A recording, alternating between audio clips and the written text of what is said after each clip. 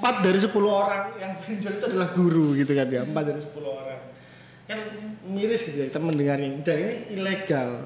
Belum yang legal. Kenapa kira-kira guru itu bisa sampai ngutang? Nah saya nggak tahu kan yang guru Banyak di antara guru-guru kita itu memang kalau dilihat dari kesejahteraannya itu masih kurang. Gitu ya. Jadi bahkan ada beberapa curhatan gitu ya. Curcolan mereka di DM saya itu ya gajinya cuma 150.000, 200 per bulan. Itu belum potongan loh. Kita bukan pemangku kebijakan dari pemerintah yang bisa menggelontorkan uang dari sana gitu kan, kita nggak bisa kayak gitu ya. Yang bisa kita usahakan ada dari diri kita sendiri. Nah mungkin salah satunya itu ya adalah ada karir protean, karir yang di luar struktural sekolah. Contohnya? Misal tadi jadi penulis, jadi konten kreator, side income. Andaikan gaji guru udah cukup, literasinya cukup gitu ya, maka sebenarnya kita nggak perlu lagi tuh ada side job, cukup hobi aja. Ya. Yang nggak dibayar pun nggak masalah. Biar apa? Biar guru tuh bener-bener fokus. Istilahnya ketika di rumah itu yang dipikirin besok aku ngajarin gimana lagi ya gitu. Nah. Bukan besok aku harus makan apa ya gitu. Iya, besok cicilan motor gimana ya?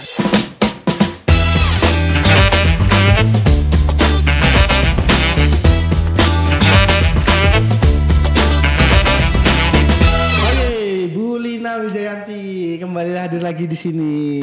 Ketemu lagi ya Mas. Ketemu lagi. Alhamdulillah. Sehat Mas? Alhamdulillah sehat. Bu Lina sehat? Alhamdulillah. Cuman sedikit ini aja capek-capek aja Mas. Alhamdulillah sehat. Alhamdulillah. Siap. Kemarin sudah main kesini, sekarang main kesini lagi gitu ya. Ketagihan Mas. Ini main kesini lagi biar nanti diundang lagi kesini lagi. Oke, Bu Lina sekarang lagi sibuk apa Bu Lina? Tadi saya sempat bilang capek-capek karena memang di belakangan ini akan banyak belakangan ini banyak kegiatan di luar. Jadi ngisi-ngisi di sekolah. Kalau biasanya kan webinar ya Mas ya. Nah ini ada pelatihan di luar kayak gitu-gitu. Jadi hampir tiap Sabtu saya harus ke sekolah, entah ke instansi atau apa gitu sih. Selain ngajar ya, selain bikin konten gitu, selain ngurusin bisnis gitu. Itu hari Sabtu saya biasanya saya dedikasikan untuk pelatihan-pelatihan di luar. Ini kalau orang sibuk tuh emang cari kesibukan terus gitu ya, kayak nggak kurang-kurang kerjaannya kayaknya. Biar sibuk aja sih Mas. Biar nggak mikir yang aneh-aneh aja sih. Oke. Siap. Bu Lina, hari ini pembahasannya agak lebih spesial nih Bu Lina gitu ya, karena berkaitan langsung dengan dunianya Bu Lina yang juga selain seorang pendidik, juga di yayasan gitu kan ya, dan juga sebagai konten kreator gitu kan ya, dan juga punya bisnis gitu kan ya, yang sedang dirintis dan dijalankan gitu kan ya. Nah, menurut Bu Lina, apakah seorang guru itu harus punya sesuatu yang lain di luar dia mengajar, atau seorang guru itu sebenarnya lebih bagus dia ya nggak usah neko-neko lah gitu, ngajar aja udah gitu, fokus ngajar gitu kan ya. Gimana menurut Bu Lina? Begini, sebenarnya kalau misal pertanyaannya itu apakah guru memang harus punya side job gitu ya, jawabannya tentu enggak gitu ya. Karena memang sebenarnya kalau mau lebih bagus lagi ya memang guru itu harusnya fokus gitu ya, fokus di sekolah gitu ya. Ataupun bahkan mungkin kalau misal memang ada side job ya yang ada hubungannya dengan pendidikan gitu ya. Tapi lagi-lagi kita nggak bisa menutup kemungkinan nih ada guru yang punya hobi ya kan. Kita sebagai guru juga kadang capek juga istilahnya kayak ketemu murid setiap hari ataupun mungkin yang diurusin itu aja gitu ya. Nah kadang kita juga punya hobi sendiri. Mungkin bisa jadi hobinya nulis. Akhirnya apa? Ya jadi penulis gitu ya. Terus mungkin kayak hobinya saya sekarang, walaupun ini sebenarnya bukan hobi yang asli gitu ya. Hobinya saya sekarang bikin konten gitu ya. Ya jadi konten kreator gitu. Jadi sometimes itu juga adalah hal-hal yang memang kita set sendiri sebagai seorang guru untuk mungkin mengisi waktu ataupun mungkin melampiaskan hal-hal yang mungkin di sekolah tidak bisa kita apa ya istilahnya, tidak bisa tercover lah istilahnya gitu. Karena kalau di sekolah kan memang harus fokus ke anak ya. Betul. Gitu. Selain akhirnya dapat income juga sih Mas. Kayaknya itu ya. Biasanya yang terakhir itu yang poin penting kali ya. Iya begitulah. Menurut Bu Lina, ini kan sempat disinggung terkait dengan hobi gitu ya.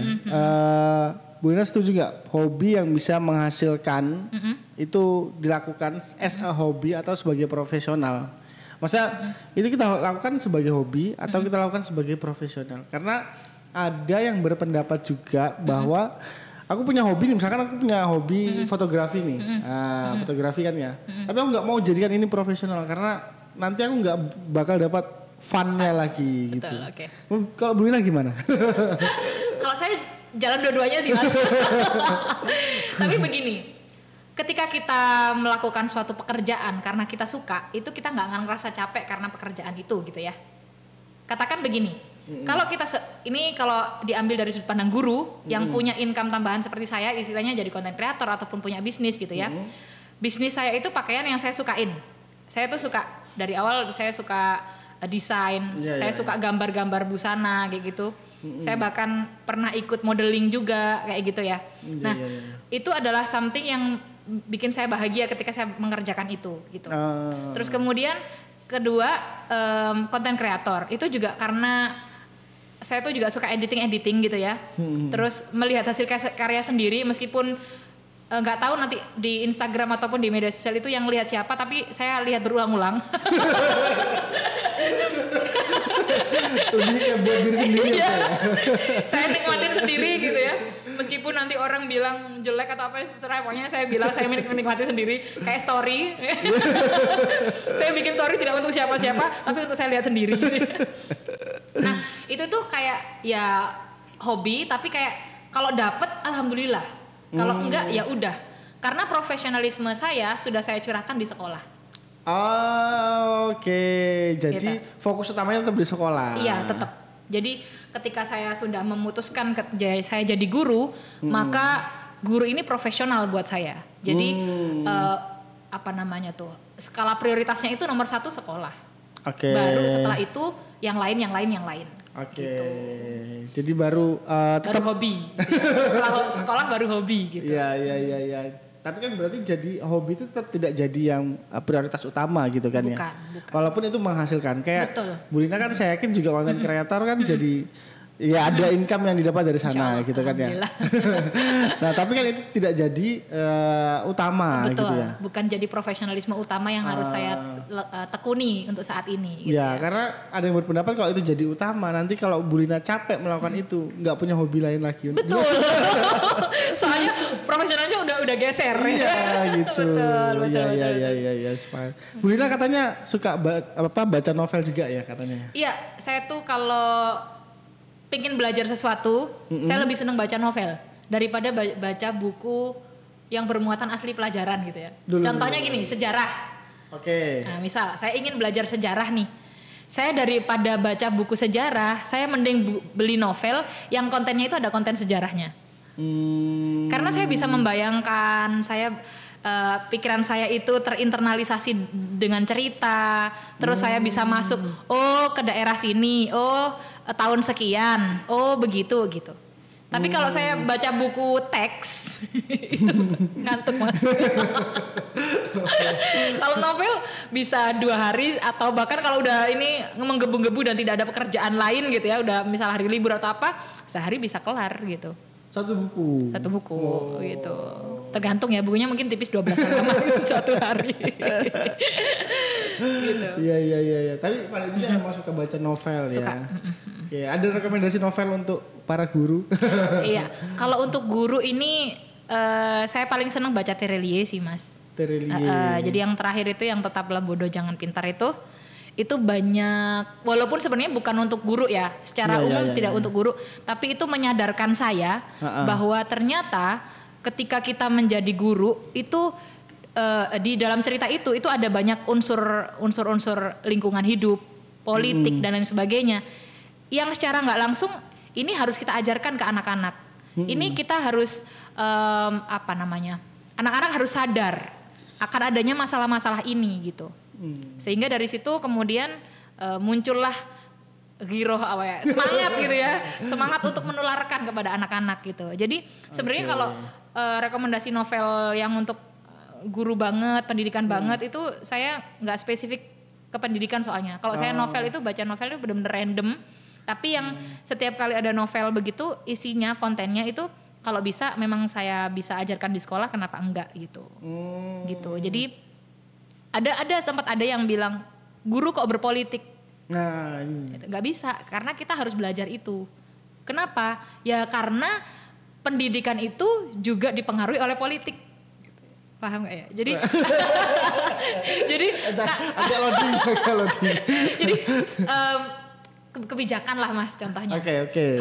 Kalau kita tidak aware sama politik, kita nggak ngajarin guru-guru lain untuk nge-influence ya, untuk paham tentang politik yang terjadi saat ini. Teman-teman guru mungkin bisa sampai mungkin salah pilih pemimpin atau apa gitu. Itu kan nanti akan mempengaruhi kebijakan kurikulum ke depan, kebijakan pendidikan ke depan, gaji guru termasuk ya kan. Itu jadi harus benar-benar inilah. Karena gaji ini sangat krusial. Bisa jadi karena adanya income yang mungkin profesionalisme kedua tadi ya. Itu juga bisa jadi karena guru juga kurang income-nya juga Mas. Bisa jadi. Oh iya sih bisa jadi ya. Betul. Karena apa namanya ya naluri manusiawi ya. Maksudnya manusiawi ketika kurang kita cari lagi gitu kan. Betul. Karena nggak cukup nih gitu kan. Apalagi keranjang Shopee-nya udah penuh gitu ya. Iya, 99 plus.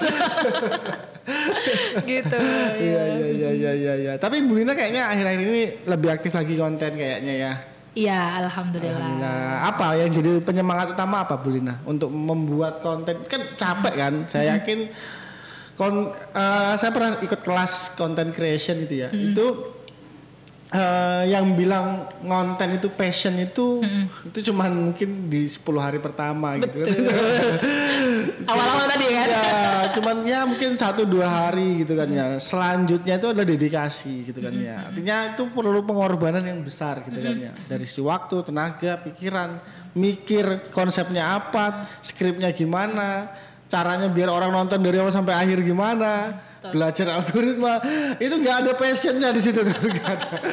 Ya itu semua murni dedikasi gitu kan. Nah yang menjadi penyemangat Bu Lina apa membuat konten-konten ini? Oke, mungkin karena sudah banyak, bukan banyak ya, sudah cukup alhamdulillah gitu ya followersnya gitu ya, sehingga akhirnya menciptakan komunitas sendiri.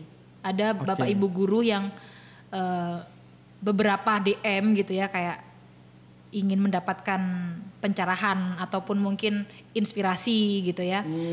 Itu mereka yang jadi semangat saya sebenarnya Mas. Jadi semangat saya berbagi itu adalah guru-guru itu sendiri. Jadi teman-teman saya yang di dunia online inilah yang istilahnya kemudian membuat saya semangat. Oh iya ya, guru-guru kayaknya perlu nih untuk bisa tahu ini gitu. Jadi ketika saya tahu hal baru gitu ya, saya tahu hal baru ataupun saya ingin kalau dulu awal-awal kan memang karena sekolah ya istilahnya gitu, karena sekolah, karena ini. Tapi ketika sudah tahu bahwa permasalahan guru ini, kadang guru tidak punya inspirasi atau apa, nah guru-guru inilah yang jadi inspirasi saya untuk kemudian saya bikin konten. Karena saya lagi-lagi ingin bermanfaat gitu ya, bermanfaat dengan cara saya gitu.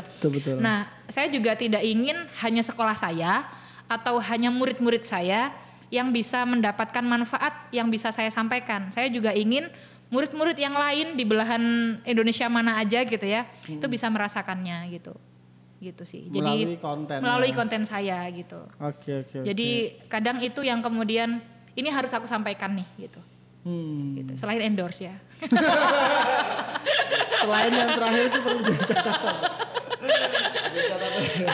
Endorsement itu juga biasanya aku tetap ngasih something yang ini penting untuk guru gitu.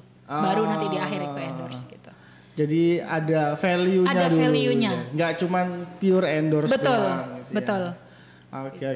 Karena saya merasa punya hutang sama netizen ya, punya hutang sama teman-teman guru kalau misal saya nggak memberikan hal yang baik lah ketika mereka sudah percaya sama saya gitu. Ada merasa guilty juga, ada merasa Betul, bersalah juga. Ada ya? merasa bersalah. Kalau misal saya kayak misal lama nggak ngonten gitu ya, banyak teman-teman yang tanya dan apa gitu, kadang saya abaikan dan sebagainya, mungkin karena pekerjaan di sekolah lebih banyak dan sebagainya. Itu kayak, aduh kok performaku menurun begini gitu. Jadi terus kadang akhirnya terus ya dari situ terus semangat lagi gitu. Oke. Gitu sih. Iya karena apa namanya, kita tahu bahwa ada orang yang ternyata bermanfaat loh konten yang kita buat gitu ya. Gitu. Itu sama sih dengan ya, ini saya juga mau menyamakan tapi kok ya nggak sama gitu ya. Jadi saya tuh kan beberapa kali dari teman-teman di Kuanto juga kita ke sekolah gitu kan ya, yang di daerah, yang di mana segala macem. Itu kadang ketemu, oh ini Mas Indra ya, yang saya sering lihat kontennya jenengan loh gitu. Wah, kok dilihat ya. Tapi kayak gitu kan seneng ya Mas ya. Iya, tapi seneng gitu. Kebanggaan gitu ya. Ya, artinya oh ada loh orang yang mau lihat gitu kan. Oh iya. ternyata ada loh manfaat yang bisa diambil gitu. Nanti DM ya Mas ya. Iya. Nah itu jadi menyenangkan itu ya, menyenangkan di satu sisi, tapi di satu sisi juga ya kita merasa kayak bertanggung jawab juga ini. Betul. Bener gak yang aku ngomong kemarin? Nah, itu juga kadang makanya sebelum up konten itu kadang juga baca-baca lagi gitu ya, pas bikin skrip gitu sih. Ya jadi baca-baca jurnal lagi kan. Betul. Terus kebijakan-kebijakan pemerintahan terbaru gimana gitu. Karena kan kebijakan sering berubah ya. Iya. Kalau kita ngomong udah nggak berlaku gitu kan. Ini kan kacau. Makanya kadang kalau setelah pernah ketika aku sudah up gitu ya, sudah up, terus aku coba cross check lagi, ada yang salah, langsung aku take down Mas. Daripada penggiringan opini yang salah ya. Atau kalau misal memang aku ragu gitu ya, itu aku akan ngomong di awal, disclaimer ini hanya pendapat aku. Biar mungkin teman-teman yang lain itu tidak benar-benar trust 100% gitu. Karena ini hanya pendapat pribadi gitu. Kalau misal kamu ikutin silakan, kalau enggak ya udah gitu. Atau kalau enggak ngomong di konten ya di caption. Gitu. Jadi tapi kan enggak dibaca. Enggak. Nah, itu banyak yang enggak baca. Tapi enggak dibaca. Cuma ada caption enggak dibaca. Tapi kan setidaknya aku udah usaha. Kayak gitulah. Iya. Mirisnya itu sih, jadi kayak guru-guru kadang juga, ya mohon maaf ya tidak semua gitu ya, ada beberapa teman-teman guru yang memang literasinya kurang gitu. Jadi kadang hanya lihat videonya aja tanpa ngelihat ini apa namanya captionnya, padahal info lebih banyaknya di caption, atau bahkan mungkin ada link khusus yang kita sematkan gitu. Untuk dilihat ulang di line apa itu, di browse atau apa gitu ya, tapi tidak sampai ke sana gitu, sehingga yang itu kadang terjadi miss jadinya. Iya. Artinya kan sebenarnya kan permukaannya seperti ini, dalamnya ini gitu kan ya. Kalau mau lebih lengkap nih lo ada ini sumbernya. Iya betul. Nah itu yang kadang nggak terbaca. Ya cuman dilihat langsung komen dia gitu kan. Kok bisa baca enggak tapi ngetik gitu kan. Ngetik kan lebih effort ya. Terus bahkan itu kadang kayaknya ya ngelihat nggak sampai akhir Mas. Ya. Jadi pas masih di awal-awal itu di komen, padahal di akhir tuh aku jelasin gitu kadang. Iya. Ya, tapi suka duka lah kayak gitu itu. Ya, tapi kan itu kan 1-2 aja. 1-2 oknum tertentu ya, aja. Wajar lah gitu. Wajar. Ketika udah dikasih tahu, oh iya Bu mohon maaf gitu ya. Memang dia tengah-tengah ngelihat komentarnya. Iya. Tapi sering ada yang DM nggak? Maksudnya DM dalam arti marah-marah gitu ada nggak, Bulina? Alhamdulillah nggak ada. Nggak ada ya? Nggak ada. Ada yang ngasih masukan, ada. Alhamdulillah. Tapi jadi kalau masih santun gitu ya? Santun. Alhamdulillah. Atau menyalahkan itu nggak ada ya, menyalahkan? Ada sempat. Cuman ya defense-ku itu kayak ya ini kan pendapat aku gitu. Silakan boleh berbeda gitu. Tapi tetap diladenin gitu ya? Tak ladenin kadang. Tapi kalau misal aku kayak udah capek, energiku udah habis, ya udah aku biarin aja sih Mas gitu. Kalau misal itu sekiranya tidak membangun aku, ya aku nggak ladenin. Tapi kalau misal itu membangun menurutku, oh ini iya sih jadi koreksi aku gitu ya, ya nggak apa-apa. Itu kan caraku belajar mungkin bisa jadi dari orang lain kayak gitu kan. Gitu. Iya, karena kan ada orang yang sebenarnya komen biar di notice aja gitu. Ada yang DM biar di notice aja sebenarnya gitu. Betul. Senang udah kalau di notice gitu. Tapi lebih kebanyakan alhamdulillah banget ya, followers aku tuh baik-baik banget ya. Jadi ketika mereka di DM itu biasanya minta di notice-nya itu kayak ya seneng aja ketemu konten aku atau apa, itu yang membahagiakan sih. Akhirnya semangat lagi bikin kontennya Mas ya. Gitu. Kalau pas ada yang hate comment gitu atau hate DM gitu, itu ngedown loh beneran. Kadang. Iya, walaupun cuma satu gitu. Walaupun cuma satu. Tapi kepikiran gitu kan. Nah, itu suami aku tuh itu satu dari sekian dari berapa gitu. Jadi kalau kan aku juga perempuan ya, apalagi perempuan gitu kan baper kadang-kadang gitu. PMS gitu kan. Itu satu dari berapa ribu yang kamu milikin istilahnya gitu, yang followers kamu gitu. Iya sih gitu. Jadi ya akhirnya kalem-kalem dom sendiri gitu. Saya juga gitu kadang gitu. Misalnya podcast nih ya. Ini kan seru ya podcast ya. Ini terus ada komen, ini tolong hostnya jangan terlalu banyak ketawa nih. Gimana? Seru kan ya? Iya itu macam lah. Tapi ya itu sebenarnya mungkin mereka juga lihat untuk membantu kita gitu kan, yang beri masukan. Nah tapi kan dari situ sebenarnya kita bisa nangkap ada beberapa suara-suara miring gitu kan ya, dari orang netizen yang budiman. Netizen ini terhadap konten kreator terutama guru gitu kan ya. Karena pertama isunya yang pertama eksploitasi anak. Bukan anaknya sendiri lagi gitu kan. Itu udah izin belum sama orang tuanya gitu, udah izin belum sama sekolahnya dan lain sebagainya, sama dinas pendidikan dan awas banyak. Itu terus yang kedua kontennya apa cuman joget-joget aja gitu kan ya, atau cuman nyanyi-nyanyi aja gitu kan ya. Itu sekolah kok cuman tepuk-tepuk aja, kapan belajarnya gitu kan. Macam-macam kan. Nah itu menurut Bu Rina gimana? Sama satu lagi, itu kok apa namanya, jadi guru sekarang niat banget bawa tripod ke sekolah gitu kan ya. Itu apa nggak melanggar peraturan sekolah dan lain sebagainya. Menurut Bu Rina gimana? Fenomena-fenomena. Saya pernah dapat kayak gitu. Luapkan di sini. Iya betul. Pernah sampai saya tuh pernah dapat saya kok posting gitu ya, kebetulan saya diundang di kementerian sama guru konten kreator. Jadi ada komunitas guru konten kreator yang diundang. Yang rame-rame itu ya. Betul, yang rame-rame. Nah untuk hari pendidikan kalau nggak salah atau hari guru ya waktu itu, pokoknya kan kita sempat ketemu 2 kali ya. Nah di situ kan memang ada segmentasi hura-hura. Artinya itu ada hiburannya kan Mas gitu ya, ada hiburannya gitu ya. Nah kemudian kita tuh bikin konten mengucapkan selamat hari pendidikan berarti waktu itu. Selamat kayak pakai bahasa isyarat. Gerakan. Pakai bahasa isyarat. Selamat Hari Pendidikan Guru Nasional 2024 kayak gitu ya. Iya. Nah itu aku posting.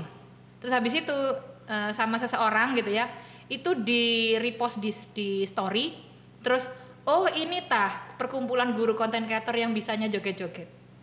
Sakit hati nggak?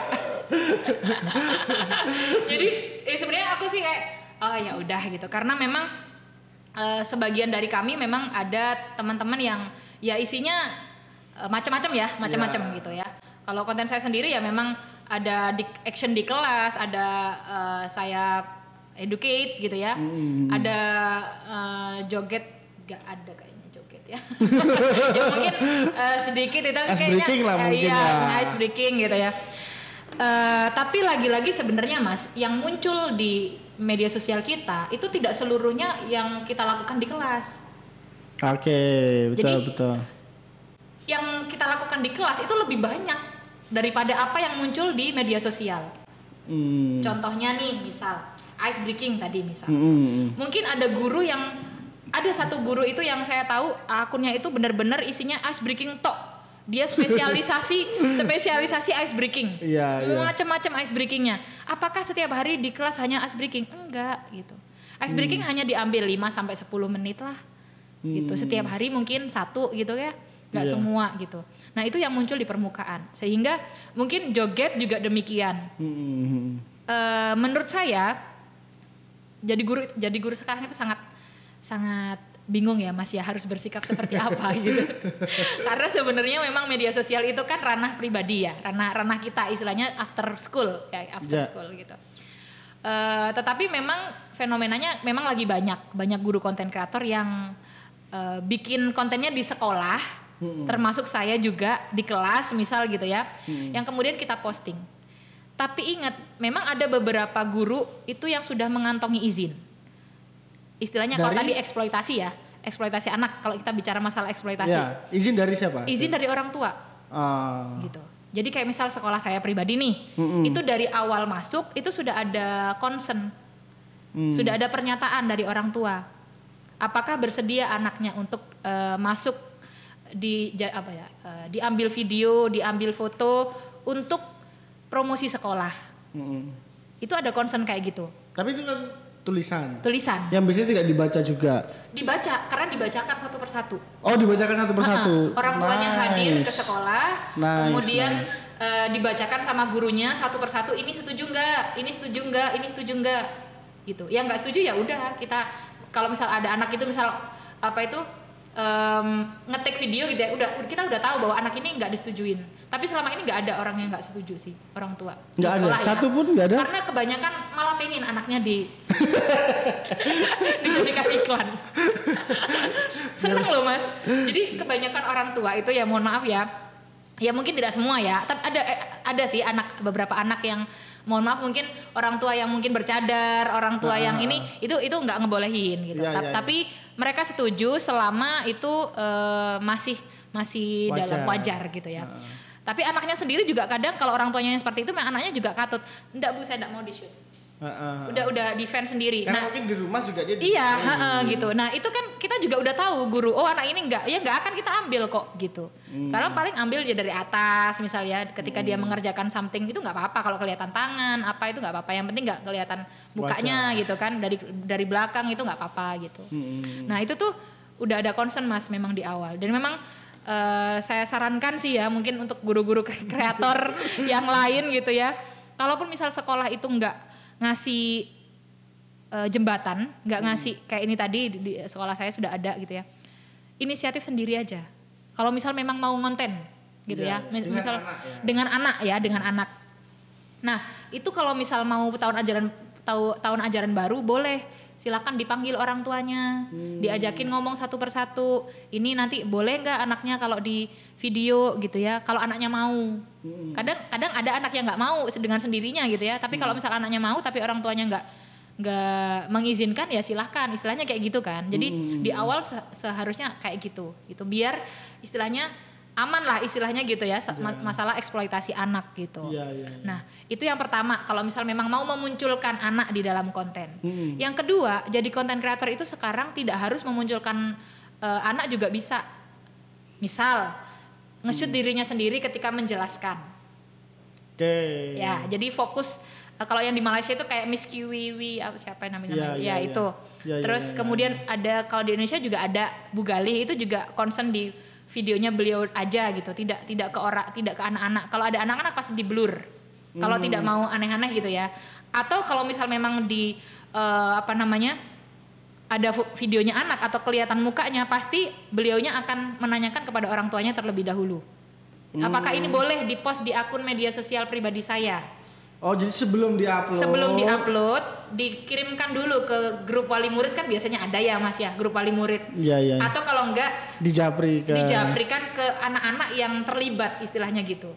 Nah, kalau misal orang tuanya enggak ya enggak jadi diupload, atau boleh enggak saya blur gitu, di blur kayak gitu. Jadi ada komunikasi dengan orang tuanya biar istilahnya aman. Atau ya tadi kalau enggak komunikasi atau concern di awal, ya tadi jangan memperlihatkan anak aja sih gitu.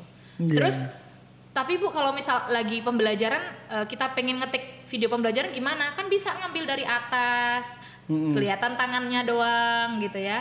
Kan masih bisa. Atau dari belakang. Betul. Gitu. Ada teknik-teknik videografi kan. Jadi itu yang angle-angle mana yang harus diambil itu masih bisa gitu. Terus kalau misal yang video-video yang mohon maaf joget ataupun mungkin senam Itu bahasa lembutnya joget Iya ya. betul, karena kan kadang memang gerakannya itu gerakan kayak mirip senam sih Mas. Kadang yang dari teman-teman itu saran saya diambil ketika memang istirahat atau sudah pulang sekolah gitu. Karena rata-rata ketika saya tanya kepada teman-teman juga, iya Bu, kita memang ngambilnya juga waktu setelah pulang sekolah, setelah anak-anak gak ada. Kalau misal dia sendiri aja ya. Tapi kalau pas sama anak-anak ya setelah pembelajaran atau setelah istirahat kayak gitu. Jadi setelah proses di dalam kelas selesai gitu sih. Itu jadi apa ya, untuk bisa aman lah itu dari eksploitasi anak gitu ya. Terus kemudian untuk joget-joget tadi gitu ya. Karena lagi-lagi jadi guru saat ini tuh kenapa sih kok harus bawa tripod gitu juga tadi ya. Kenapa sih kok harus bawa tripod gitu ya. Karena lagi-lagi kita itu mungkin gitu ya. Salah satunya mungkin ini alasan saya gitu. Kita itu ingin nge-fill atau mengisi media sosial itu dengan hal-hal yang bermanfaat. Salah satu misi saya dulu ketika saya ingin saya ingin terus di situ selain karena sekolah gitu ya. Itu karena saya ingin mengubah algoritmanya anak-anak itu dengan hal-hal yang positif. Secara nggak langsung kan anak-anak yang tadi ya Gen Z sama Alpha ini mereka kadang sudah punya akun loh. Heran saya tuh juga kadang udah punya akun mereka tuh. Terus mereka yang follow siapa? Yang mereka follow siapa? Biasanya gurunya. Bu, akun Instagramnya ibu apa? Itu terjadi sama saya. Bu Lina, akun Instagramnya apa namanya? Mereka kadang nggak saya kasih tahu pun nge-search sendiri. Oh ini ya. Kalau mereka follow, setidaknya kan mereka teredukasi dengan ataupun mungkin FYP-nya mereka ataupun mungkin yang masuk ke berandanya mereka gitu kan. Itu jadi mungkin sejenis dengan konten-kontennya kita. Iya, gitu. Iya. Jadi itu yang pertama gitu ya. Itu yang udah berapa? Kedua apa ketiga ya? Jadi kenapa sih kok kita itu harus bukan harus ya, kita boleh istilahnya boleh jadi konten kreator menurut saya pribadi gitu ya. Itu karena selain guru-guru di luar juga kadang butuh inspirasi untuk pembelajaran itu seperti apa. Kadang ada guru-guru yang, Bu bagaimana sih caranya ngajarin penjumlahan bersusun, simple tapi banyak anak juga yang nggak ngerti gitu Mas. Cara mecah dan sebagainya gitu. Dan dia bingung untuk menjelaskan. Jadinya gitu. bingung. Terus bahkan kadang juga ada orang tua yang butuh bagaimana sih caranya ngajarin ke anak. Karena ternyata akhirnya followers kita itu nggak hanya guru, tapi juga orang tua yang juga ngajarin anaknya ketika di rumah. Gitu. Jadi selain memberikan inspirasi kepada guru, kita juga bisa mengedukasi orang tua nih di rumah. Karena pendidikan nggak bisa kalau kita hanya jalan di sekolah saja. Betul. Gitu sih. Jadi harus menularkan lah istilahnya gitu. Tapi ya dengan banyak cara. Ada silakan guru itu mau memilih cara yang mana gitu. Ada yang cara yang joget-joget tadi, tapi ya mungkin harus diperhatikan lagi ya joget-jogetnya yang sesuai lah. Mungkin kalau tarian-tarian tradisional ataupun mungkin yang mengasah anak-anak atau apa ya silakan di manage dengan baik yang tidak merugikan siapapun lah. Iya. Ya betul sih, sepakat sih. Tapi yang mau saya tanyakan juga ini ya. Ini tadi kan konteksnya dengan perizinan terhadap wali murid dan lain sebagainya. Emang apakah kalau misalkan pun kita tidak izin itu jadi eksploitasi anak dan bisa dituntut kah memang? Iya. Emang bisa ya? Iya, kalau gitu. orang tua nggak setuju ya. Aku nggak istilahnya nggak bisa ngeflorin detail penjelasan undang-undang anak seperti apa, tapi yang jelas itu ada. Itu jadi memang bisa ya. Iya. Ya, jadi berhati-hati kita sebagai konten kreator, artinya kita kan menghendaki kebaikan kan. Nah, jadi tujuannya kan baik sebenarnya gitu. Jadi tinggal bagaimana kita eksekusi ketika proses tadi gitu. Jadi mulai dari tadi minta persetujuan orang tua, persetujuan anaknya juga gitu. Iya. Tujuannya baik untuk bisa mendapatkan endorse tadi ya. Oh bukan. Untuk kasih inspirasi ya. Endorse itu jadi kayak apa ya? Apa namanya itu Mas? Kayak manfaat kedua lah ya istilahnya, kayak ya tambahan aja sih gitu. Tapi tambahan yang diharapkan gitu. betul. Bisa jadi. Iya. Ya bicara soal guru ya Bu Lina ya, memang guru ini agak unik gitu ya. Memang apa namanya, guru ini kan identik dengan pahlawan tanpa tanda jasa kan ya. Ada lagunya kan. Ada lagunya, tapi udah diganti liriknya loh. Nanti mungkin bisa ditampilkan lirik yang baru ya. Lirik lagu pahlawan tanpa tanda jasa tuh dirubah sudah ya. Iya, biar ada tanda jasanya. Nah, ya sedangkan kita sama-sama tahu gitu ya, di beberapa sekolah itu ada guru-guru yang tidak seberuntung kita gitu ya, baik sekolah negeri maupun sekolah swasta. Sama lah menurut saya. Ada guru honorer yang mungkin tidak seberuntung guru-guru yang PNS, guru-guru swasta yang di sekolah elit gitu kan ya. Nah menurut Bu Lina gimana ini terkait dengan fenomena ini? Oke, ngomongin ke guru pahlawan tanpa tanda jasa, itu lagi-lagi udah dihapus ya Mas ya. Yeah. Karena lagi-lagi tadi sudah ada tanda jasanya. Jadi guru itu sekarang sudah jadi profesional. Guru itu profesional sebenarnya. As a doctor gitu As ya. a doctor. Itu kenapa ada PPG? Apa itu PPG itu panjangnya apa itu? Pendidikan Profesi Guru. Oh. Gitu kan. Nah, kalau dulu itu kan kita kuliah S1 cukup, terus kemudian jadi guru gitu ya. Kemudian kalau misal ada yang bukan dari keguruan, dari ilmu apa itu murni, kemudian ingin jadi guru, ambil akta 4 gitu kan. Nah, sekarang itu kan enggak, sama kayak dokter. Jadi 4 tahun kuliah, kalau nggak molor, gitu kan. Setelah itu ambil pendidikan profesi guru, sama kayak koas, jadi dokter. Yes. Habis lulus sarjana, dapat esket, terus kemudian koas dulu 1 sampai 2 tahunan kalau nggak molor lagi gitu ya, 1,5 lah. Itu baru dapat gelar dokter dan baru boleh ngajar. Oke. Itu kan dokter. Nah di guru juga demikian sebenarnya. Sudah dimulai adanya setelah lulus S1 pendidikan, SPD, habis itu ada namanya PPG. PPG itu 1 tahun sekarang. Nah setelah itu baru dapat GR, bukan DR, GR. Gitu, jadi dapat apa namanya predikat guru. Dan itu terus bisa dapat, kalau ini dapat tunjangan ya, dapat sertifikasi gitu ya. Tapi memang bedanya di sini. Kalau dokter nggak boleh praktek dulu kan. Nah ini nih kalau sampai sekarang fenomenanya untuk jadi guru meskipun sudah lulus belum lulus PPG sudah boleh ngajar. Okay. Karena memang mungkin masih terasa masa transisi ya Mas ya. Dari mungkin dulunya belum ada PPG yang diwajibkan untuk setelah lulus, sekarang sudah ada gitu. Jadi memang guru-guru masih ada yang boleh ngambil, boleh enggak, intinya gitu. Tapi ternyata PPG ini nantinya juga ternyata bisa menambah apa ya, value seorang guru itu sendiri gitu. Jadi ada tambahannya lah istilahnya gitu dari pemerintah gitu. Iya. Berarti kan kata guru itu sebenarnya jadi kayak gelar profesional yang melekat seperti dokter kan. Betul. Ya? Kan nggak semua orang bisa dipanggil dokter. Betul.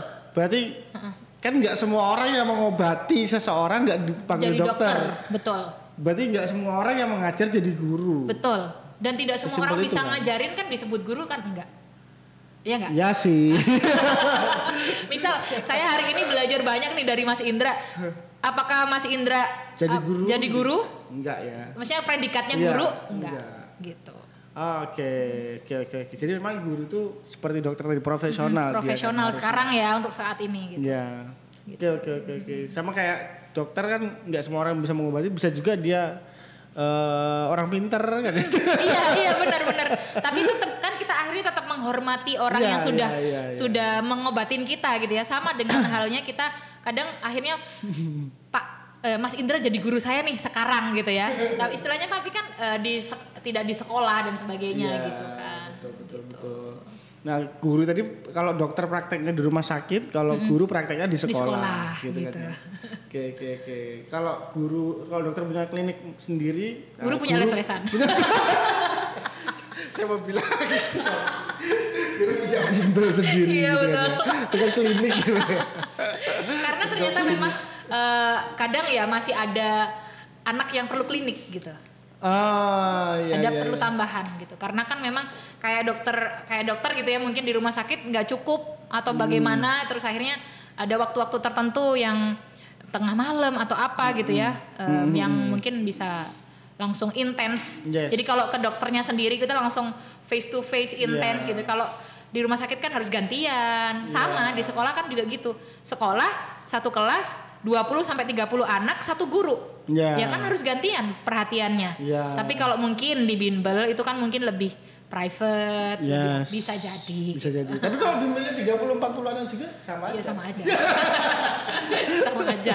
Tapi mungkin mereka punya apa ya istilahnya punya special treatment. Ya. Yang mungkin di sekolah tidak diajarkan. Nah justru apa nggak jadi lebih berbahaya? Artinya ada ilmu yang dia keep untuk dia berikan khusus kepada member. Sebenarnya harus ada aturannya sebenarnya. Jadi kan itu kan berbahaya Nah, kan? iya. Artinya orang yang mau dapat nilai tinggi di kelasnya dia harus ikut bimbelnya dia. Nah itu harus gitu. ada aturannya mas sebenarnya ya. Dari mana? Kalau saya di sekolah saya ya ini mungkin bisa jadi ini bisa jadi apa namanya renungan juga buat guru-guru yang lain ya. Ketika dia ini ngajar di kelas itu, dia nggak boleh ngelesin anak yang ada di kelas itu. Oh. Jadi misal saya ngajar di kelas 5A, misal. Ya. Anak 5A ini ada yang minta les sama saya nggak boleh terima. Oke, itu kan guru SD. Guru SD, Kalau SMP, SMA sama. Nggak boleh ngajar anak yang diajar di sekolah itu. harus luar sekolah berarti. Boleh di sekolah itu tapi kelas yang berbeda.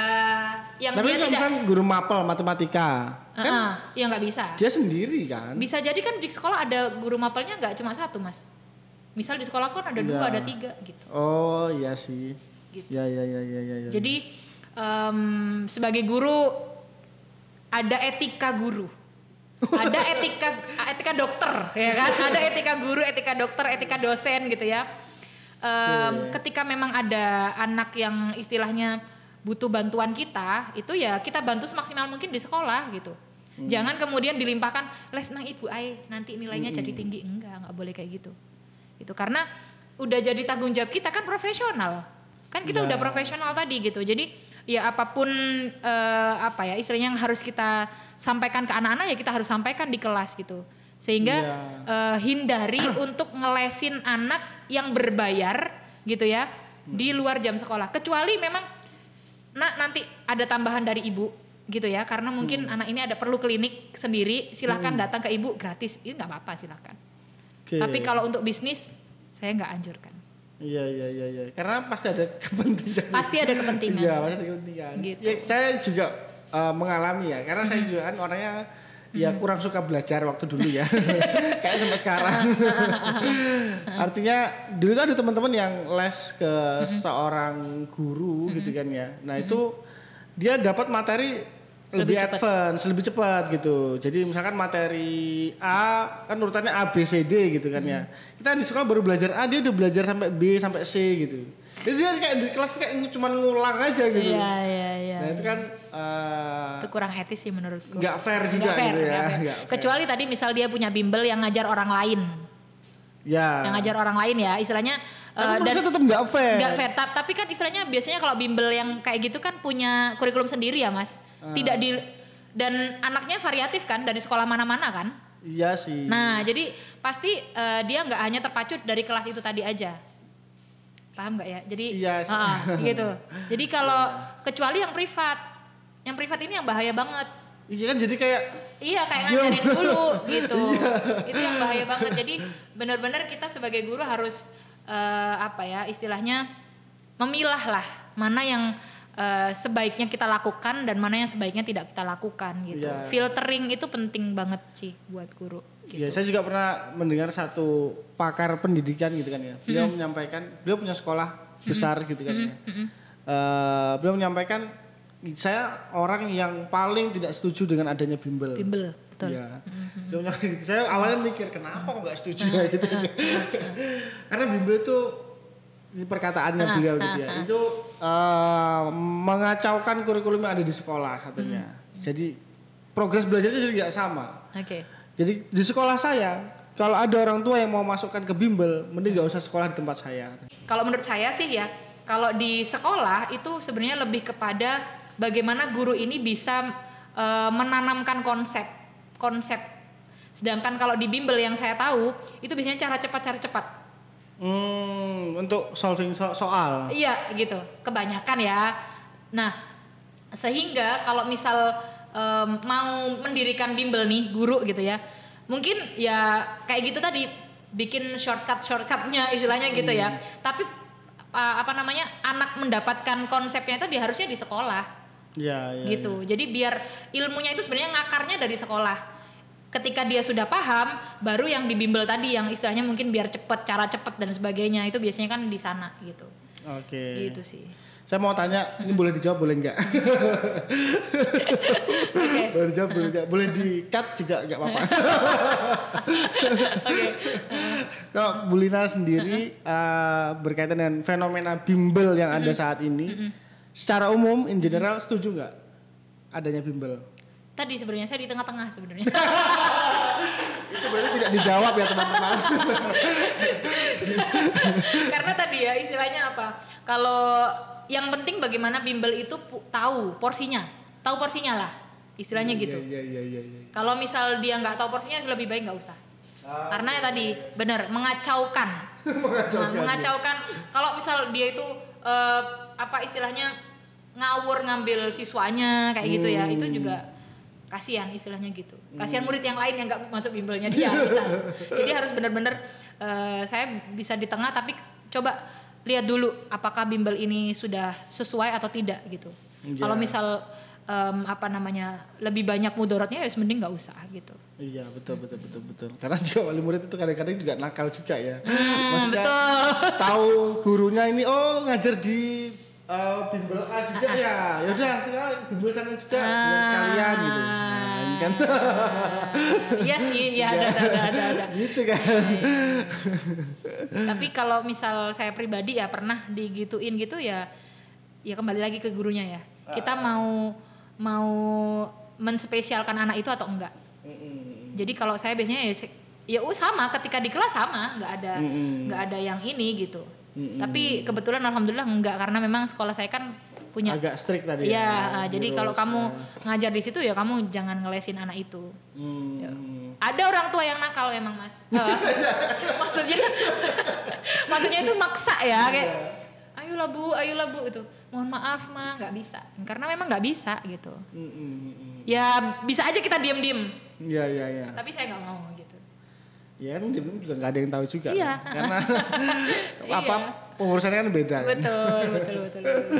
Oke, tapi tadi ya poinnya guru tanpa tanda jasa sudah dihapuskan. Ini liriknya nanti ada di sini ya. Silakan nanti editor ditampilkan. Betul. Liriknya yang baru sudah diganti. Liriknya aja udah diganti iya, gitu kan. Jadi sekarang ya kita hilangkan frase itu. Betul.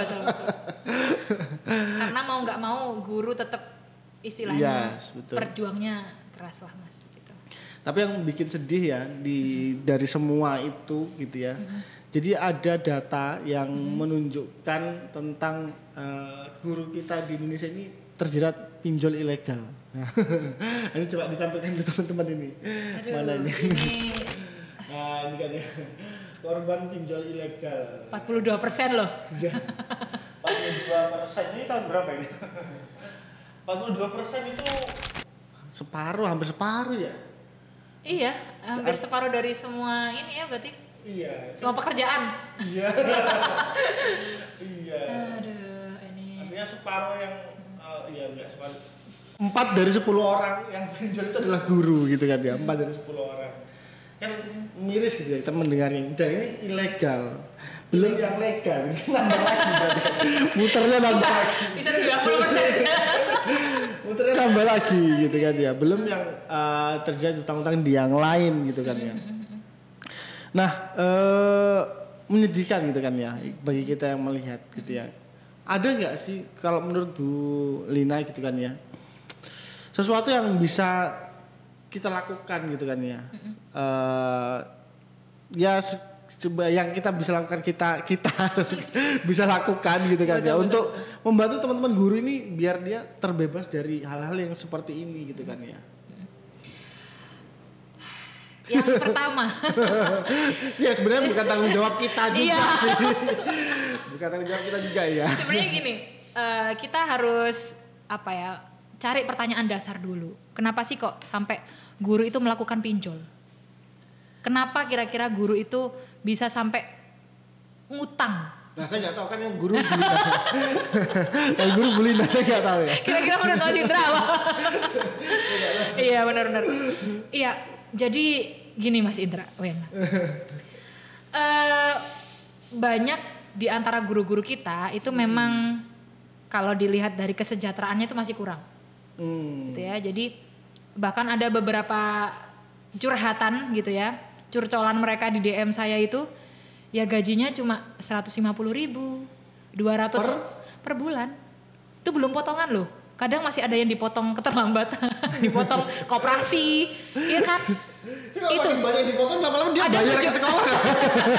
Nah itu makanya ada yang cuma nerima 75.000 gitu. Ada yang 75.000 karena potongan-potongan tadi. Gitu.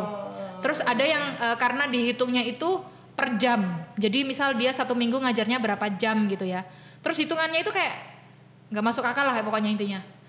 Miris lah pokoknya gitu ya. Pendapatan guru gitu ya. Ya tidak semua gitu, tidak semua. Gitu. Nah termasuk mungkin guru-guru honorer atau mungkin guru-guru sekolah-sekolah kecil gitu ya. Yang mungkin pendapatan sekolahnya juga tidak besar gitu. Itu segitu. Bahkan ada yang guru itu digajinya rapelan Mas. 3 bulan sekali. 3 bulan sekali, 6 bulan sekali. 6 bulan sekali. Iya, itu juga nggak besar loh. Itu 6 bulan sekali, selama 6 bulan dia makan apa itu? Makanya ini bisa jadi gitu ya. Iya. Karena kan ya banyak kemungkinan orang itu melakukan hutang itu kan banyak kemungkinan. Memang ada untuk kebutuhan hidup sehari-hari atau memang untuk gaya hidup gitu. Nah, yang kita takutkan itu kan untuk kebutuhan hidup sehari-hari Mas. Ya karena tadi 6 bulan aja dia makan apa kalau dia belum dapat gajian gitu. Gitu. Jadi sehingga kalau misal pertanyaannya itu adalah bagaimana caranya biar mereka nggak terjerat seperti ini. Satu, sebenarnya kita harus meningkatkan awareness kita sebagai seorang guru, sebagai seorang pendidik gitu ya, terhadap literasi Mas. Literasi itu banyak ya gitu ya. Literasi apa dulu ini? Kita memahami konteks, termasuk kalau misal ilegal itu kan ada term and conditionnya biasanya. Nah itu mungkin ya saya nggak menyalahin guru, kadang mungkin terlalu banyak juga gitu ya yang harus dibaca gitu ya. Nah itu kita harus aware ke situ sih gitu. Itu satu literasi reading, bener-bener reading gitu ya. Yang kedua literasi keuangan. Bagaimana sih kita itu bisa memanage uang yang kita dapat pendapatan kita dengan pengeluaran kita itu. Jangan sampai nanti lebih besar pasak daripada apa Mas? Lebih besar. Daripada tiang. Iya, benar, lebih besar pasak daripada tiang gitu. Jadi lebih banyak pengeluarannya daripada pemasukannya gitu. Nah, tapi lagi-lagi terus gimana kita bisa ngomongin lebih besar pemasukannya, Bu? Uang pemasukannya aja cuma segitu gitu. Nah sekarang ya udah deh kita ngambil, kalau misal kita bukan pemangku kebijakan dari pemerintah yang bisa menggelontorkan uang dari sana gitu ya, istilahnya yang oke, sekarang gaji guru 20 juta kan, kita nggak bisa kayak gitu ya. Yang bisa kita usahakan ada dari diri kita sendiri. Nah mungkin salah satunya itu ya adalah ada karir protean. Apa itu? Karir yang di luar struktural sekolah. Contohnya? Misal tadi jadi penulis. Jadi konten kreator, side job lah istilahnya gitu aja kalau sekarang gitu. Jadi kita bisa explore. Kalau misal sebenarnya kalau boleh saya ibaratkan gitu ya, kita itu sebuah rumah, guru itu sebuah rumah, sama pemilik rumah itu udah banyak dikasih keran-keran. Dan keran itu sudah di awal sudah didesain nih sama yang punya rumah. Nanti kerannya ada di belakang rumah, ada di samping, ada di depan, ada di ada di tempat wudhu, ada di mana gitu ya, keran-kerannya itu banyak gitu ya. Terus kemudian kita itu mau menyirami area rumah kita biar terlihat segar. Itu bagaimana? Mana keran yang harus kita buka? Itu kita sendiri gitu yang buka ya. Nah ibaratnya rumah itu adalah kita yang sudah diciptakan Allah gitu ya, yang sudah diciptakan Tuhan. Kemudian sejak kita lahir itu sudah di manage sama Allah. Keran-kerannya di mana? Rezeki kita di mana? Udah diatur. Nah tinggal kita eksplorasi diri. Keran mana yang harus aku buka untuk bisa menyirami rumahku? Jadi kalau misal kita nggak mau eksplorasi diri, hanya menggantungkan keran depan rumah saja, yang tadi mungkin kita keran depan rumah itu adalah profesi guru kita, gitu ya. Tanpa kita melihat atau mencari keran-keran yang lain, tanpa kita mengeksplorasi, mungkin ya hanya depan rumah 1 meter 2 meter aja yang mungkin terbasahi. Sedangkan yang samping-samping mungkin luput, atau bahkan ketika keran di depan rusak gitu ya, tidak bisa mengeluarkan air, atau airnya yang hanya tetes gitu ya, yang nggak akan basah gitu kan. Sehingga bagaimana caranya? Coba explore, coba kamu ke belakang rumah, buka keranmu yang lain, buka yang di samping rumah, buka yang ini. Barangkali yang keran-keran ini yang kebuka. Nah begitupun juga dengan kita. Bisa jadi kalau misal kita eksplorasi kemampuan kita, aku bisanya di mana sih? Apa sih yang bisa aku sukain kayak aku tadi ya? Oh bikin konten, oh aku bikin bisnis, gitu ya. Ternyata keran yang ini yang lancar gitu ya. Terus keran yang mungkin keran guru, alhamdulillah gitu ya, saya ya keran depan saya berfungsi dengan baik gitu ya. Terus kemudian tapi saya juga ingin menyirami yang area samping rumah saya gitu, atau bahkan bisa bantuin rumah samping saya untuk saya siramin, sedekah misal, saya bisa buka keran sebelah samping rumah saya gitu, untuk bisa saya siram semua taman-taman di rumah sebelah juga gitu. Nah dengan apa ya? Dengan saya belajar, mencari tahu, saya suka apa sih gitu. Dan memang akan butuh waktu mas, istilahnya kita nggak bisa kemudian leha-leha ya, memang nggak bisa. Karena sekolah kan juga sudah full time nih. Udah full time, terus kemudian harus ada side job juga. Memang ada sesuatu hal yang harus kita korbankan untuk mendapatkan hal yang mungkin lebih daripada yang lain gitu. Jadi kalau misal mau jadi penulis ya silahkan gitu. Jadi coba nulis, nggak harus sehari jadi gitu kan, enggak gitu ya. Jadi sehari mungkin bikin, kalau misal guru yang ada hubungannya sama guru, oh tulisan tentang pendidikan, atau mungkin tulisan tentang desain pembelajarannya di kelas misal. Tulis aja. Oh berarti kan dia udah punya RPP nih, tinggal mengembangkan aja kata-katanya. Ya 1 jam cukup lah sehari. Buat disisihkan ya, menyisihkan waktu tadi 1 jam untuk menulis, kemudian buat editing, ataupun mungkin kalau konten kreator ya tadi 1 jam 2 jam untuk bikin skrip, besoknya take video 5 menit gitu ya, terus besoknya lagi ngedit dan sebagainya. Cukuplah itu gitu. Nah itu keran-keran yang harus kita buka gitu. Jadi yang tahu siapa? Yang tahu diri kita sendiri. Mau jadi atau mau mendapatkan income dari mana lagi gitu. Bisa jadi karena tadi keran kita yang di depan seret. Tapi kalau keran kita di depan sudah ngejos banget ya kan, bisa kemana-mana, ya alhamdulillah gitu. Jadi memang nggak hanya PR kita, mudah-mudahan didengar sama pemangku kebijakan gitu ya. Nanti gaji guru bisa 20 juta gitu mas mungkin. Amin. Semua ya, saya semua guru. Pindah profesi jadi guru aja. Nggak jadi host lagi ya.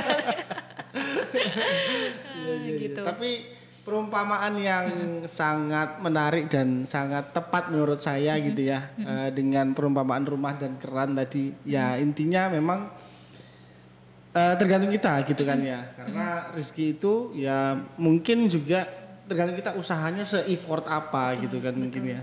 Tapi menurut saya, ya saya mau tanyakan juga gitu ya, menurut Bu Lina, kan guru-guru ini tahu sebenarnya dia dibayar rendah gitu kan ya, dan makan banyak waktu kan ya, logiknya kan dia sudah setuju dengan itu. Nah pertanyaannya, kenapa dia setuju dengan itu?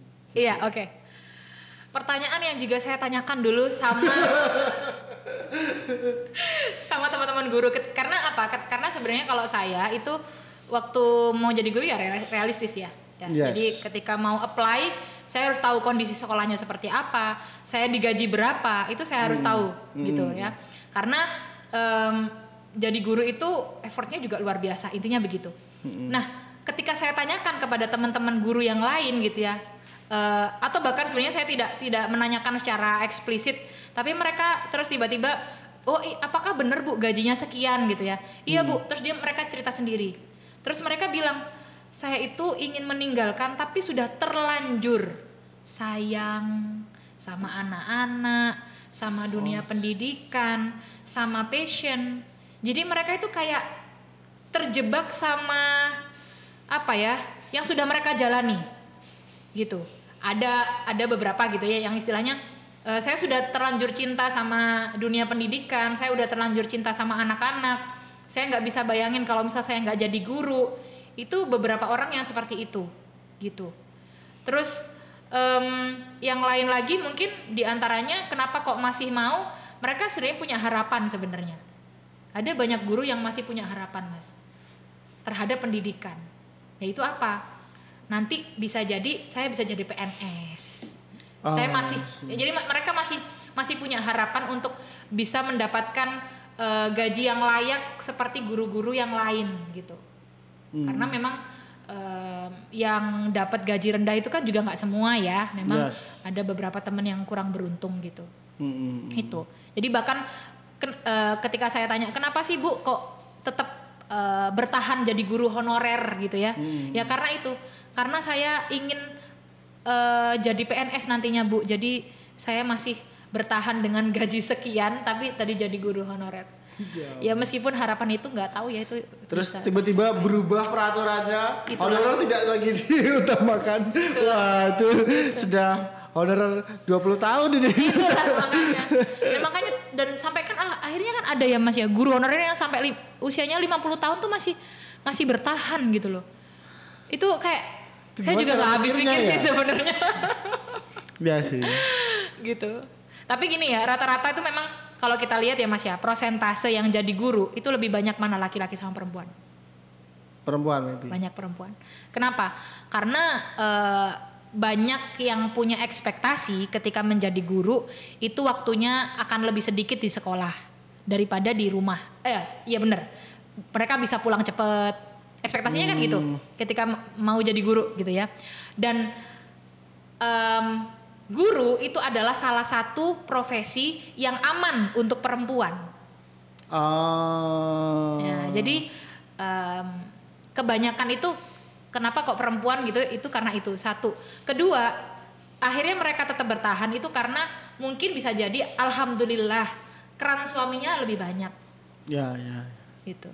Jadi sudah cukup lah istilahnya mungkin suaminya. Nah yang dikhawatirkan itu kan pasangan guru kayak saya sama suami gitu. Tapi kan kerannya kenceng, masalahnya tuh kerannya kenceng. Mudah-mudahan terus kenceng ya. Nah itu yang sama-sama honorer itu yang saya masih nggak habis pikir sih. Atau mungkin mereka juga mau meninggalkan mikir karena ya ini lebih baik daripada nggak zero punya pekerjaan gitu kan. sama sekali. Ya daripada nol gitu. Betul. Kan ya. Mungkin itu juga mungkin bisa ya. Jadi. Tapi percaya nggak Bu Lina tentang jadi ada saya pernah baca di mana gitu ya. Jadi sebenarnya kita tuh dibayar berdasarkan kemampuan kita sebenarnya. Dimanapun kita, jadi apapun kita tuh sebenarnya kita dibayar dengan kemampuan kita. Artinya kalau kita mohon maaf guru misalkan dibayar ya segitu, ya berarti ya memang itu yang kualitas kita. Setuju nggak dengan itu? Saya mau meneruskan ya. Jadi gini. Lagi-lagi tidak dijawab teman-teman. Cari aman ya.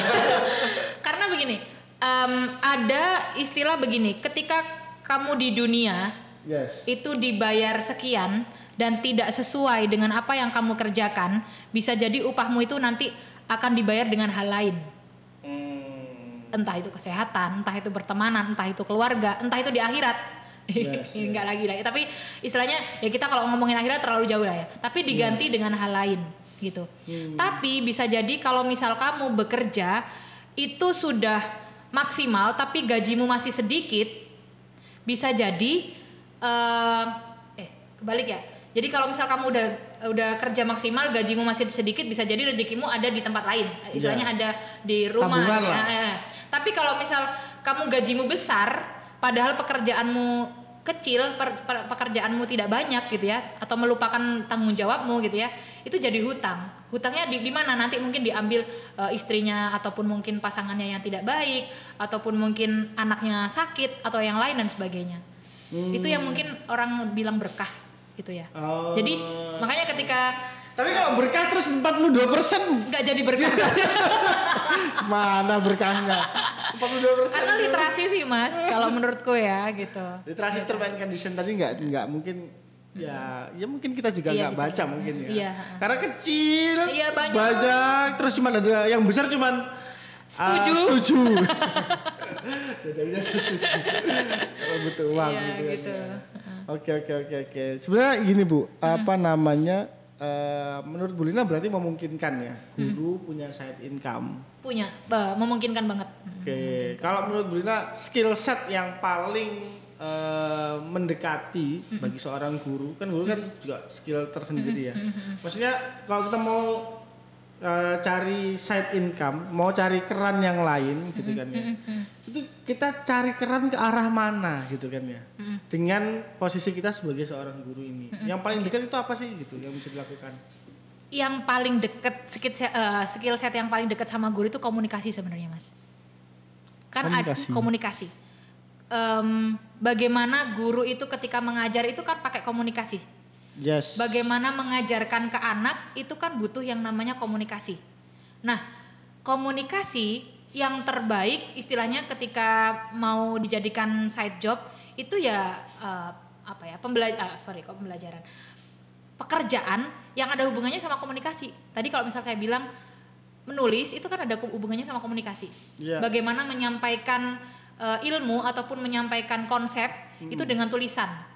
Atau bisa jadi dengan content creator seperti saya sekarang, itu juga kan komunikasi. Yes. Jadi narasumber, jadi coach, jadi pelatih atau apapun gitu ya. Tapi tetap harus ada value yang lain yang harus dia cari gitu. Yeah. Misal mau jadi coach, dia mau jadi coach apa?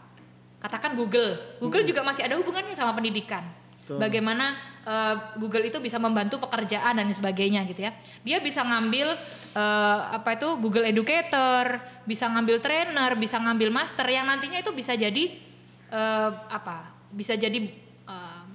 dasar dia untuk bisa jadi coach gitu kan. Dan itu mendatangkan income cukup besar gitu.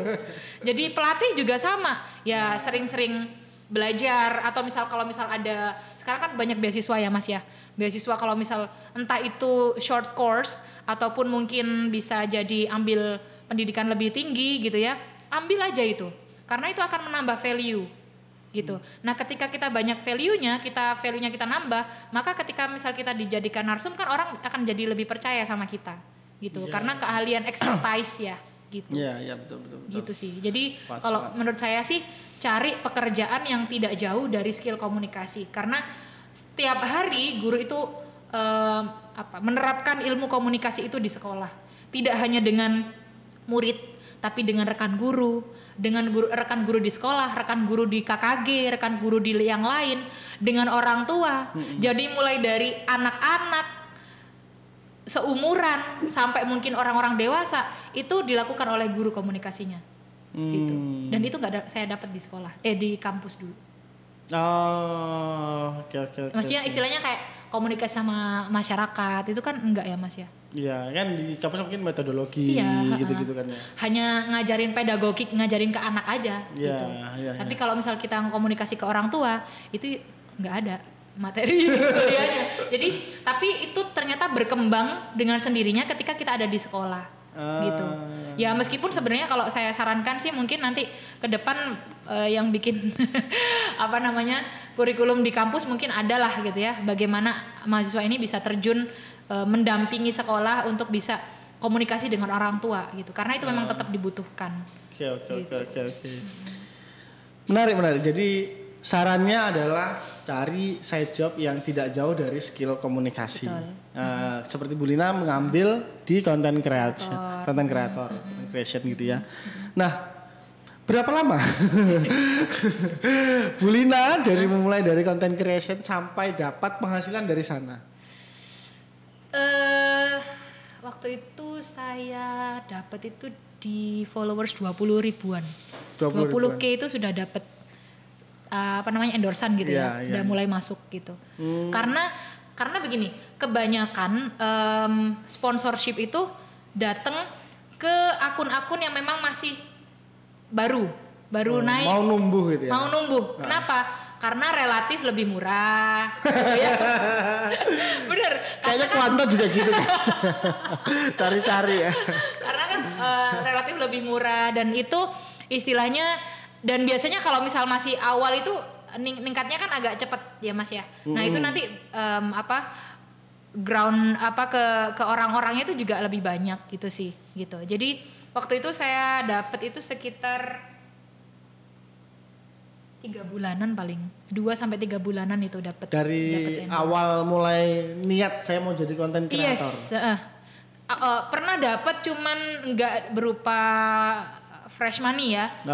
Dapat itu pernah barang kayak ya. Barang gitu. Jadi kalau dapat dari barang itu dari awal pernah sih. Jadi nge-review tempat kayak bakery. Jadi dapat voucher berapa gitu ya. Saya nge-review terus saya bisa beli gratis dengan voucher tadi gitu kan. Gitu. Terus atau kalau nggak gitu ya dapat barang tadi apa sih namanya tuh? Barter gitu. Jadi tapi nggak dapat fresh money. Jadi sekalian di-review sekalian buat kuliner. Tapi gitu. Ya nggak masalah, silakan aja ambil barangkali itu kan jadi cara kan buka keran. Dijual lagi juga bisa. Betul. Gitu. Kalau bisa jual. Nah. Kalau enggak kan ya kita paling enggak nggak pernah makan roti ini jadi makan gitu. Iya. Gitu. Oke, tadi kan kita dari tadi itu udah berapa jam nih Mas? Sudah lama ya? Kita bisa waktunya ya. Apa namanya? Tadi kan dari tadi kita bicara soal income ya Bu ya, meningkatkan income dari seorang guru agar dia tidak terjerat masuk ke 42% gitu ya. Nah, sebenarnya kan kalau kita bicara keuangan tidak hanya income-nya saja, tapi gimana cara kita memanage-nya sebenarnya kan. Betul. Ya. Ada yang bilang juga kalau kita itu kenapa nggak besar-besar income-nya karena kita nggak bisa manage gitu ya. Kalau kita dikasih besar nanti nggak bisa manage malah hancur semua gitu. Makanya ya mungkin Allah atau yang maha kuasa itu memberikan sesuai dengan kebutuhan dan kemampuan kita untuk memanage itu gitu. Nah, menurut Bu Lina gimana? Kalau Bu Lina sendiri manage-nya gimana? Oke. Kalau saya itu Mas biasanya begini. Di awal itu saya akan sisihkan dulu uangnya. Jadi misalnya saya dapat gaji, katakan di split lah ya. Di split betul. Jadi di awal itu sudah di split. Mana yang akan saya tabung, mana yang akan saya jadikan uang darurat gitu ya. Mana yang saya akan jadikan istilahnya mana kebutuhan sehari-hari yang habis gitu ya. Kalau kemarin itu kan kalau saya itu kan atau kepentingan yang tanggungan itu seperti kayak kan masih ngekos kayak gitu-gitu kan harus didahulukan ya gitu biar nggak listrik kayak gitu gitu ya. Itu kan kebutuhan primer yang nggak boleh ini ya. Nah itu harus didahulukan dulu. Terus habis itu baru saya ambil berapa persen gitu ya untuk saya tabung, tapi yang istilahnya tidak akan tidak akan mengurangi jatah yang benar-benar istilahnya yang akan saya butuhkan sehari-hari gitu ya. Nah itu. Nah kemudian ini saya tabung, terus yang dana darurat ini yang saya keep di rumah, yang kalau misal uang untuk kebutuhan tiba-tiba habis, yang sebenarnya nggak boleh dipakai sebenarnya, bisa jadi kan nanti karena memang darurat gitu ya. Nah yang tabungan tadi Mas, kita itu sebagai guru ataupun sebagai manusia pada umumnya harus tahu kita tuh bisa nyimpen uang apa enggak sih gitu. Saya tuh tipe orang yang nggak bisa nyimpen uang tunai ataupun yang ada di dompet saya sering kosong Mas. Karena kalau saya ada uang biasanya saya tertarik untuk membeli gitu ya. Dan akhirnya kalau itu dulu, kalau sekarang itu QR. Nah itu benar-benar akhirnya, nah ini nggak boleh nih, uang ada di ATM itu nggak boleh. Loh, terus taruh mana? Di bawah bantal? Saya beliin emas. Oh iya gitu. iya. Karena kalau saya beli saham saya nggak ngerti. Iya sih. Daripada nanti saya keceklong gitu kan, saya mending simpan berupa emas. Jadi saya belikan paling nggak, misal 1 bulan dapat 1 gram 2 gram itu sudah saving banget. Bagus gitu ya. Gitu. Nah, terus habis itu setelah sehingga ketika saya kepepet pingin apapun gitu ya, bahkan mungkin pengen hedon dikit. Uangnya udah nggak, ya uangnya tinggal 300.000 gitu kan. Ya ada emas tapi kan Eman akhirnya mau ngejual emas kan Mas gitu. Dan agak ribet juga kan. Agak ribet, harus ke toko emasnya dulu, harus apa gitu. Jadi saya tahu bahwa saya nggak bisa nyimpen uang nih, mau itu di dompet, mau itu di ATM, sehingga saya harus saving dalam bentuk lain gitu. Tapi kalau misalnya bisa investasi yang lain ya silahkan gitu, diinvestasikan aja gitu. Karena itu nanti yang akan mungkin kita akan pakai, yang bener-bener kita pakai kalau misal kita bener-bener kepepet banget. Kalau uang darurat udah hilang. Biar gak sampai ke sini, gak sampai ilegal ya Mas ya. Gitu. Iya. Jadi memang harus disiplin dari awal ya. Terus emas itu juga Mas, sekarang kan udah banyak emas yang mulai dari 0,01 gram aja kan ada gitu loh. Iya, jadi ada yang cuma emas harganya 5.000. Emas apa nih 5.000? Emang kecil banget.